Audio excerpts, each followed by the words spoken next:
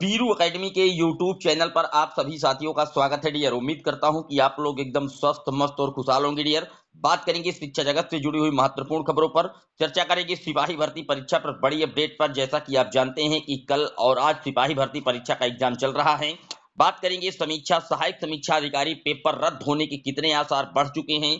साथ ही साथ बात करेंगे 69,000 शिक्षक भर्ती में बीएड पात्रता विवाद के बीच एक नया जो विवाद का मैटर है वो माननीय इलाहाबाद हाईकोर्ट में फैसला सुरक्षित हुआ है, उस पर भी चर्चा करेंगे। लेकिन जितने लोग चैनल पर पहली बार जुड़ रहे हैं सब्सक्राइब करके बेल आइकन प्रेस कर लीजिए। डियर, आपकी स्क्रीन पर पहली अपडेट आप देख सकते हैं। परीक्षा के पहले दिन प्रदेश भर में साल्वर गैंग के खिलाफ उठाए गए सख्त कदम। सिपाही भर्ती परीक्षा में 126 गिरफ्तार किए गए। जैसा कि आप जानते हैं कि उत्तर प्रदेश में सिपाही भर्ती, पुलिस भर्ती, कांस्टेबल की जो परीक्षाएं हैं उनका आयोजन कल भी हुआ 2 पालियों में और आज भी 2 पालियों में होने जा रहा है। इन सब के बीच पूरी तरीके से जो शासन है नकेल लगाने का प्रयास कर रहा है और लगभग 126 जो साल्वर गैंग के अभ्यर्थी हैं उनको पकड़ा गया है। एसटीएफ को पूरी तरीके से इस पर एक्टिव किया गया है। फिलहाल अभी इस पर पेपर लीक जैसी किसी भी प्रकार की कोई घटना सुनाई नहीं दे रही है, लेकिन आज पुनः एक बार पेपर होने जा रहा है उत्तर प्रदेश में पुलिस कांस्टेबल का। आप जानते हैं कि 2 दिन दो शिफ्टों में इसका आयोजन करवाया जा रहा है। अभ्यर्थियों की संख्याएं काफी ज्यादा हैं, इसकी वजह से आप भीड़ भी देख सकते हैं, आपकी स्क्रीन पर लगी हुई है। तो निश्चित तौर पर सरकार की जो सबसे महत्वपूर्ण जो कदम होना चाहिए वो पूरी तरीके से जो एग्जाम है पारदर्शी तरीके से शुचिता के पूर्वक होना चाहिए। इसके लिए पूरी मेंटेन तैयारी करनी चाहिए। जैसा कि आप जानते हैं कि पुलिस भर्ती प्रक्रिया में लगभग 60 से 65,000 पदों पर एक बड़ी भर्ती का विज्ञापन है और लगभग 30 से 35 लाख अभ्यर्थी इसमें पार्टिसिपेट हो रहे हैं कल से। तो 2 दिन का ये एग्जाम बहुत ही बखूबी तरीके से जो अभ्यर्थी हैं अपनी मेहनत के दम पर वो पहुंच रहे हैं। लेकिन कहीं ना कहीं आप जानते हैं कि जब पेपर आउट जैसी कोई घटनाएं हो जाती हैं तो उनसे जो पढ़ने वाला अभ्यर्थी है निश्चित तौर पर कहीं ना कहीं वो परेशान हो जाता है और उसको सिलेक्शन से वंचित रह जाता है। इसी तरीके से आप जानते हैं कि सेम एटीट्यूड मामला हुआ है आरओ एआरओ परीक्षा को लेकर के। आप जानते हैं पेपर लीक की शिकायतों की उच्च स्तरीय जांच कराने की मांग, प्रतियोगियों ने लोक सेवा आयोग दफ्तर में की नारेबाजी। आप देख सकते हैं आरओ एआरओ परीक्षा दोबारा कराने को गरजे अभ्यर्थी। पेपर लीक का साक्ष्य मांगा गया था आयोग की तरफ से, वेबसाइट उपलब्ध कराई गई थी, मेल के माध्यम से उन्होंने साक्ष्य मांगा था। यहाँ पर अभ्यर्थी आप देख सकते हैं किस तरीके से उन्होंने पेपर लीक होने की जो साक्ष्य दिए हैं। अभ्यर्थियों ने यूपीपीएससी को दिए पेपर लीक होने के साक्ष्य। आरओ एआरओ परीक्षा निरस्त किए जाने की मांग पर फिर हुआ धरना प्रदर्शन। सहायक समीक्षा और समीक्षा अधिकारी भर्ती 2023 की प्रारंभिक परीक्षा में पेपर लीक प्रकरण में अभ्यर्थियों ने उत्तर प्रदेश लोक सेवा आयोग को साक्ष्य उपलब्ध कराने शुरू कर दिए हैं। शनिवार को भी आयोग में छात्रों ने प्रदर्शन किया। अभ्यर्थियों की ओर से दिए गए साक्ष्य में व्हाट्सएप चैट वायरल किए गए दोनों पालियों के पेपर शामिल हैं। अगर उन्हें सही माना जाए तो पहली और दूसरी पाली का पेपर परीक्षा शुरू होने से 1 घंटे पहले ही लीक हो गया था। अब इसकी जो जांच है वो की जाएगी, लेकिन अगर बात की जाए जिस तरीके से कैंडिडेट इस पर अड़े हुए हैं और पुख्ता जो साक्ष्य है वो मुहैया करा रहे हैं, अगर साक्ष्य सही होते हैं तो आप ये मान लीजिए 99% की आरओ एआरओ का जो एग्जाम है वो रद्द होने की संभावनाएं बढ़ चुकी हैं। बात कर लेते हैं अगली अपडेट की। अगली अपडेट आप देख सकते हैं उत्तर प्रदेश में 69,000 शिक्षक भर्ती से जुड़ा एक नया मैटर है।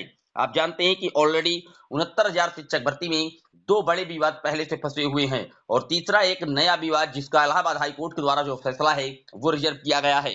आप देख सकते हैं 69,000 सहायक अध्यापक भर्ती में ईडब्ल्यूएस आरक्षण पर फैसला सुरक्षित। इलाहाबाद हाईकोर्ट ने 69,000 शिक्षक भर्ती में दाखिल याचिकाओं पर अपना निर्णय सुरक्षित कर लिया है। मामले की सुनवाई न्यायमूर्ति सौरभ श्याम की खंडपीठ कर रही थी।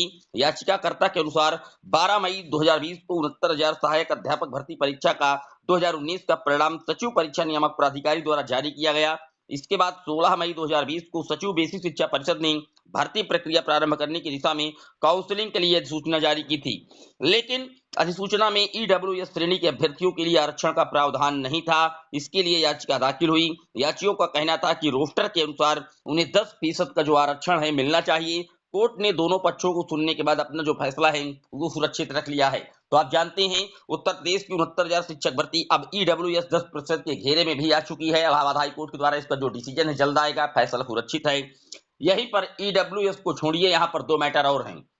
इसी भर्ती प्रक्रिया में 1 अंक वाले जो अभ्यर्थी हैं उनको भी इलाहाबाद हाईकोर्ट ने राहत देते हुए नियुक्ति पत्र देने की बात की थी 2 माह के अंदर, लेकिन सरकार ने उनको कहीं ना नियुक्ति पत्र नहीं दे पाई। इसके लिए राज्य सरकार की तरफ से जो बेसिक शिक्षा परिषद के सचिव हैं, साथ ही पीएनपी प्रयागराज की जो सचिव हैं, उनको दोनों को अवमानना नोटिस भी जारी की गई थी।